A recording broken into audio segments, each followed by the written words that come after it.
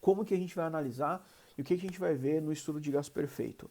De maneira prática, para física, a gente vai estudar o gás perfeito para a gente entender as minhas relações termodinâmicas, né? Chegar, analisar a transformação, ver qual tipo de transformação com a qual vou trabalhar, para posteriormente conseguir efetuar trabalho com esse gás. Então a ideia é conseguir transformar energia. Então, o grande mote da física, a grande revolução da física foi entender isso daí lá no século XVIII, lá no século XIX. Só da gente pensar, se a gente para e faz uma análise histórica, o estudo de gás perfeito, o estudo da termodinâmica, ele alavanca cientificamente a nossa revolução industrial. Né, que a gente vai ter o estudo de máquina a vapor, a partir disso a gente vai pegar essas máquinas a vapor e começar a aplicar na indústria. Então, isso para nós, em toda a relação de mercado, em toda a relação de evolução social, posteriormente, em relação à análise de soluções trabalhistas, né, a gente tem tudo baseado em estudo de gás perfeito, ok? Então, para início de conversa, a gente tem que definir o que é um gás perfeito. Então, o gás perfeito para mim vai ser o quê? Vai ser um modelo de gás, né? A gente tem essa relação de modelagem que vai obedecer às quatro leis possíveis para transformações gasosas. Então ele tem que obedecer às leis de Boyle, Charles, Gay-Lussac e Clapeyron.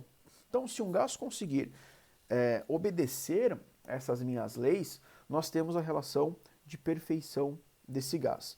Dessa forma, um gás real vai se aproximar de ser um gás ideal, que vai ser o meu gás perfeito de maneira matemática, quando ele estiver a uma temperatura muito elevada e uma relação de baixa pressão. Galera, por que isso daí? Quando eu tenho baixa pressão, a gente tem a possibilidade das partículas gasosas se movimentarem livremente. Quando elas se movimentam livremente a uma temperatura muito alta, elas têm uma energia cinética muito grande.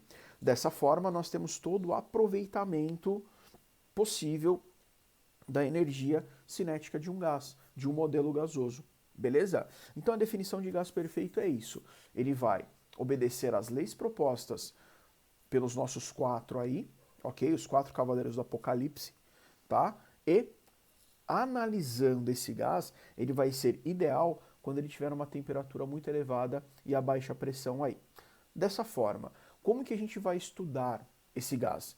Nós estudaremos ele a partir das variáveis de estado. Quais são as minhas variáveis de estado? Volume. Pessoas, como é que eu vou definir o volume? Como um gás não vai apresentar a ideia de volume próprio, esse volume, pessoas, sempre será o do recipiente em que ele se encontra. Por que um gás não apresenta volume próprio? Porque o gás ele pode chegar e se adaptar a qualquer volume possível. Então, por exemplo, se você marotamente der aquele peidinho na sala de aula, o que vai acontecer? Pessoas, aquele gás ele vai se distribuir por todo o volume da sala de aula. Da mesma forma, se você tiver a competência de dar aquele peidinho embaixo da sua coberta, ele vai ter apenas o volume debaixo da sua coberta aí. Então, o volume de um gás, ele compreende o volume do recipiente onde ele se encontra. Como é que a gente pode medir as unidades? Como é que a gente pode medir esse volume a partir das minhas unidades de medida? Galera, pode ser em centímetro cúbico, metro cúbico, ml, litro, galão, galão inglês, galão real, galão americano. Então, a forma como a gente vai medir esse volume vai depender da forma como a gente vai estar trabalhando.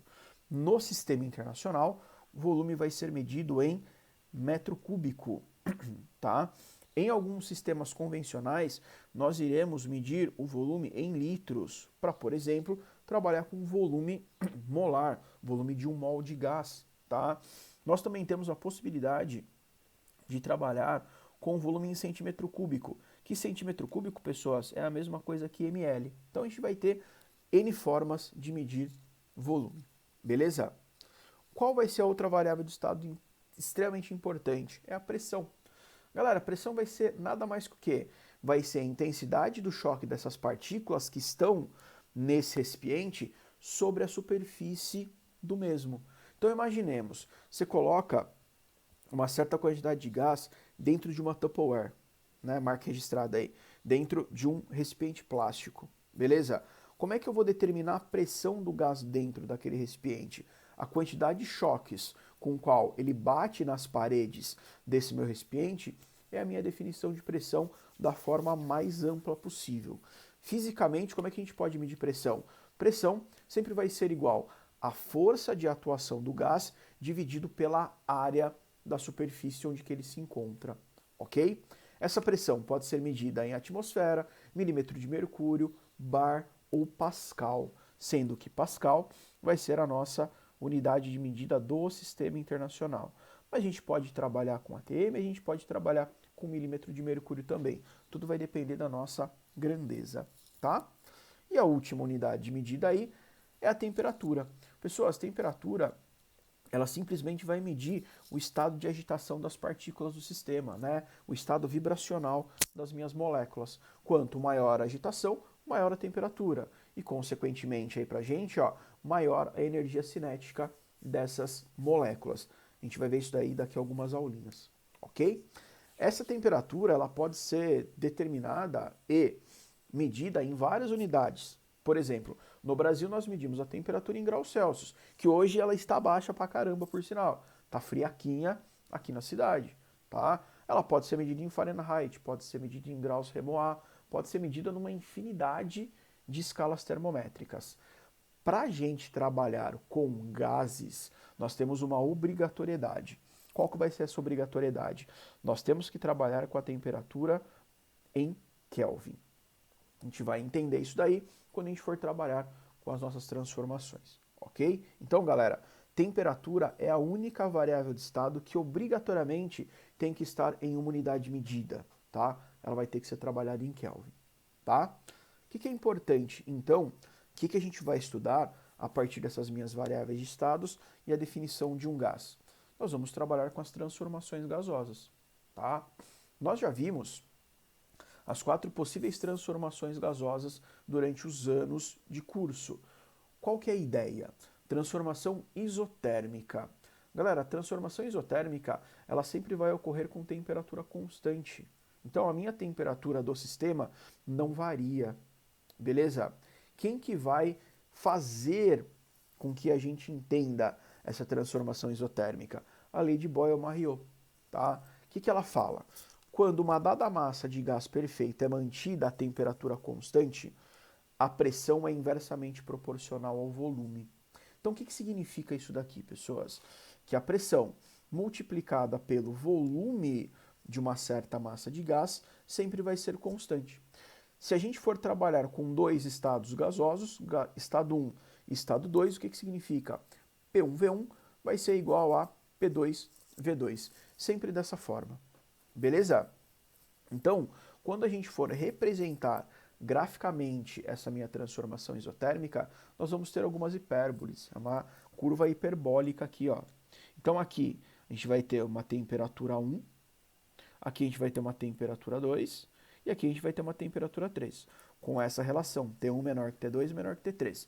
Se eu pegar um ponto aqui da minha transformação T1, pessoas, aqui a gente vai ter um valor para pressão e um valor para volume. Se eu pegar um ponto mais embaixo aqui na minha transformação, perceberam que a pressão diminuiu?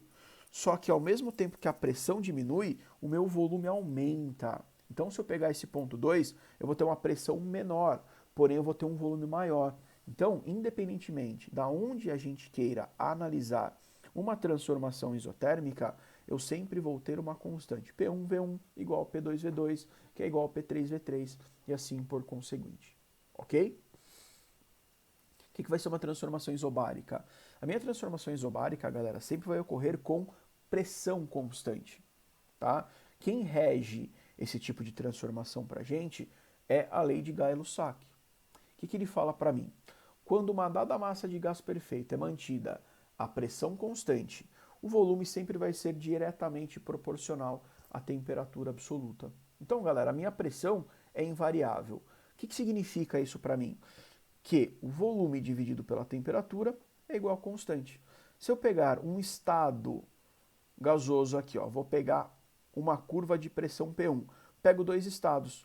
Galera, V1T1 é igual a V2T2, que é igual a V3T3, que é igual a V4T4. Então, em uma mesma transformação, independentemente de onde eu pegue um ponto de análise aqui, ó, nós teremos uma relação constante. Por qual motivo? Vamos pegar esse pontinho aqui embaixo, ó. Volume, a gente vai ter uma relação de volume pequeno e temperatura. O que está acontecendo? Volume aumenta, temperatura aumenta, volume aumenta, temperatura aumenta. Galera, volume e temperatura são diretamente proporcionais, ok? E qual que é a parte importante? Lembram que a gente tem que sempre analisar a temperatura em Kelvin? Galera, por que a gente tem que analisar a temperatura em Kelvin? Porque a temperatura em Kelvin vai me dar o meu zero absoluto. Então não existe temperatura menor que 0 Kelvin, tá? E a gente sempre vai analisar essa relação. Por quê? Porque também não existe volume negativo. Volume sempre é positivo, temperatura é sempre positivo, pressão é sempre positivo. Então, de maneira bem prática, as nossas relações de volume e temperatura sempre estão direcionadas ao meu quadrante positivo do meu diagrama. Por qual motivo? Se a gente for extrapolar essa curva de pressão P1, P2 ou P3, independentemente da curva que você tiver aqui, ó, extrapolando, a gente vai chegar ao quê? Na origem comum, no 0, 0. Se eu não tiver temperatura, eu não teria volume da massa gasosa, ok? E nós vamos ter a nossa transformação isocórica, que também é chamada de transformação isométrica, que também é chamada de transformação isovolumétrica, tá? Galera, essa transformação sempre vai ocorrer com o volume do gás constante, beleza? Quem rege esse tipo de transformação é a lei de Charles. O que ele fala? Quando uma dada massa de gás perfeito é mantida sob volume constante, tá? A pressão é diretamente proporcional à temperatura. Então, nessa situação, pressão multiplicado pela temperatura é constante. Dessa forma, P1T1 é igual a P2T2. Aqui nós temos as nossas isovolumétricas aqui, ó, V1, V2 e V3. Quando eu aumento a pressão, obrigatoriamente eu aumento a temperatura do sistema. Então, galera, de início de conversa, nós teremos essas três transformações, onde nós iremos trabalhar com as minhas variáveis de estado. Então, em uma dessas três transformações, uma variável de estado sempre vai ser mantida constante. Beleza? E a nossa quarta transformação aí é a transformação adiabática. Galera, a minha transformação adiabática, ela sempre vai ocorrer entre duas isotérmicas, tá? Por exemplo, a minha transformação adiabática ocorrendo do ponto C até o ponto A. Perceberam que aqui teve uma diminuição na temperatura? Então ela saiu lá do T3 e foi para o T1. Qual que é a vantagem de uma transformação adiabática? Como ela varia a temperatura, varia a pressão e varia o volume, ela vai estar variando as minhas três variáveis de estado. A minha transformação adiabática, ela ocorre sem a troca de calor com o meio. Isso é muito importante para a gente trabalhar com máquina térmica posteriormente. Então, essa minha transformação adiabática vai ter essa característica. Não tem troca de calor da transformação com o meio a qual está rodeado essa minha transformação. E ela sempre vai ocorrer entre essas duas transformações isotérmicas aí. Beleza? O que a gente vai entender a partir das transformações? A gente vai tentar entender como a gente pode calcular isso daí. Independentemente entre as minhas três transformações térmicas, a gente conseguia ver algumas funções de igualdade. PV igual a PV, P sobre T igual a P sobre T, V sobre T igual a V sobre T. Então a gente tem essas relações de igualdade. Só que o que acontece? Clapeyron, né, que foi um cara sensacional para a minha relação termodinâmica, ele conseguiu analisar a partir da equação de Boyle, que é da equação de Charles, ele percebeu que eu tinha uma relação de proporcionalidade, tá? Então ele notou-se que a pressão do gás é inversamente proporcional ao seu volume e que a pressão é diretamente proporcional à temperatura. Tá aqui, ó. Isso foi a análise que ele percebeu da minha relação de Boyle e da lei de Charles. Pressão é inversamente proporcional ao volume, pressão é diretamente proporcional à temperatura, volume é diretamente proporcional à temperatura. Ele conseguiu enxergar essas relações proporcionais. E percebeu o quê? que tudo isso daí, galera, é dado a partir de uma constante, tá? Então, nós percebemos que PV dividido por T sempre vai ser igual a uma constante, a qual depende do número de mol de gases com que eu trabalho, multiplicado pela constante universal dos gases, tá? Desse jeito, galera, a gente analisa o quê? Que o PV é igual ao nRT. Então, a pressão multiplicada pelo volume de um gás sempre vai depender de quem? Do número de gás com que eu estou trabalhando, 1 mol, 2 mol, 3 mol, multiplicado pela temperatura sempre em Kelvin, multiplicada pelo R, que é a minha constante universal dos gases, ok? Então, a minha equação de Clapeyron, ela literalmente pega aquelas minhas 3 transformações térmicas, analisa a minha relação de proporcionalidade entre as variáveis de estado e fala, ó, manos, essas variáveis de estado dependem da quantidade de gás com que você trabalha, que é o N, multiplicado por uma constante universal. Então, Clapeyron define essa nossa constante universal dos gases aí. E a função de Clapeyron fica a nossa querida PV igual a nRT. De boa, sem problemas? Então a gente consegue trabalhar todas as minhas transformações térmicas baseados em Clapeyron. Além de que a gente consegue determinar os valores de R aí, ó, tá? Pessoas, os valores numéricos dessa constante sempre vai depender do como eu estou trabalhando com ela. Ah, Bob, como assim? Galera, vai depender das minhas grandezas relacionadas aos gases, tá? O que eu já sei obrigatoriamente? Eu sei obrigatoriamente 2 grandezas aí. Temperatura sempre vai ser definida em Kelvin, não tem outra forma de eu trabalhar com a temperatura. E quantidade de partículas sempre vai ser definida em mol, que é aquela minha definição da constante de Avogadro que vocês viram em química, tá? Então, galera, o N vai ser sempre em mol e a temperatura sempre em Kelvin. O que pode mudar na minha constante universal dos gases? O como eu estou medindo a minha pressão e o como eu estou medindo o meu volume. A gente vai fazer uma análise aqui dos valores numéricos do R, sempre baseado em quê? Sempre baseado com 1 mol de gás perfeito nas condições normais de temperatura e pressão, tá? Galera, o que seriam as condições normais de temperatura e pressão? Sempre o meu gás vai estar a 1 atmosfera de pressão, beleza? Ele vai estar a 273 Kelvin, que é igual a 0 graus Celsius, sem problemas, e o volume molar que um gás ocupa nessas condições sempre vai ser de 22,4 litros. A partir disso daí, a gente consegue determinar quanto é que vale a minha constante universal dos gases. Pessoas, o R sempre vai ser uma atmosfera multiplicado pelo volume, que é 22,4 litros, dividido pela quantidade de gás, que é 1 mol, multiplicado pela temperatura de 273 Kelvin. Então, o R mais comum que nós teremos é o 0,082 atmosfera litro dividido por mol Kelvin. Beleza? Puta, Bob, preciso decorar essa bagaça aí? Não, o exercício sempre vai fornecer para você.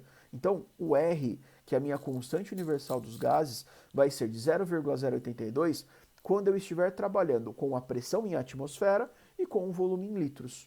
Ok? Ah, Bob, mudou a minha grandeza de pressão, mudou a minha grandeza de volume. Existem outras formas a gente medir o R? Existem. Por exemplo, se a gente estiver trabalhando com a pressão em milímetro de mercúrio, galera, 1 atm é igual a 760 milímetros de mercúrio. Como é que vai ficar o meu R, então? Substituo o valor de 1 atm, que está aqui, ó, por 760 mmg. Então vai ficar 760 vezes 22,4 dividido por 273.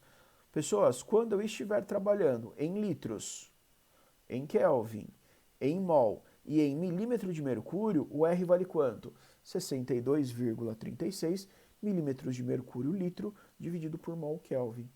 Puxa, Bob, vou precisar transformar quando o cara me der dessa forma? Vai, ou você transforma o R, ou você transforma a pressão. Independentemente do que vai acontecer, pessoas, eu vou ter que fazer uma multiplicação aí, uma regrinha de 3. Fechou? E se a gente estiver trabalhando no sistema internacional, O que significa sistema internacional, pessoas? A pressão vai estar em Pascal e o volume vai estar em metro cúbico, tá? O que é uma atmosfera? Aproximadamente 101,3 kPa, tá? Então é 101,3, 10 elevado ao cubo pascal. O que é um litro? Um litro, galera, é 10 a menos 3 metros cúbicos. Então, no sistema internacional, o que a gente vai fazer? Onde tinha atmosfera, eu multiplico pelo valor em Pascal aqui, ó, 101,3, 10 ao cubo. Onde eu tinha litro, eu coloco 10 a menos 3, ó, 22,4, 10 a menos 3, beleza?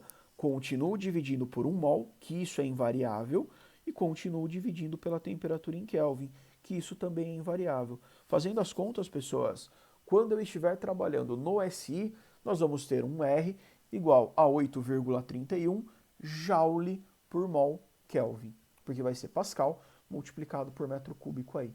Fechou? Beleza? Então a gente vai analisar o R de acordo com as minhas unidades de medida das minhas variáveis de estado, ok? E para a gente terminar e conseguir fechar todo o meu estudo de gases inicial, a gente já tem a equação de Clapeyron. Pessoas, o que é a minha equação de Clapeyron? É o PV igual a NRT. Se a gente pegar a primeira forma que nós vimos, eu não sei que o PV dividido por T é igual a uma constante. Galera, se o N e o R forem uma constante, o que a gente vai ter? Que P1V1 sobre T1 sempre vai ser igual a quem? P2V2 sobre T2, que sempre vai ser igual a quem? P3V3 sobre T3. Vai ser sempre uma constante para aquele ponto de estudo gasoso. Então, a pressão multiplicado pelo volume, dividido pela temperatura de um estado gasoso, se eu estiver trabalhando com o mesmo gás, vai ser igual em outro estado gasoso, simplificando demais a nossa vida. Que às vezes o cara não fornece para mim o número de mol. Ele fornece literalmente alguns estados de variáveis de matéria entre dois estados, tá? E é mais fácil eu calcular diretamente pela lei geral dos gases às vezes do que determinar o número de mol para depois aplicar na equação de Clapeyron, ok? Então a gente vai ter o quê? De início, essas duas funções para a gente trabalhar com transformações gasosas e lei geral dos gases. Belezinha, meus amores? Ok?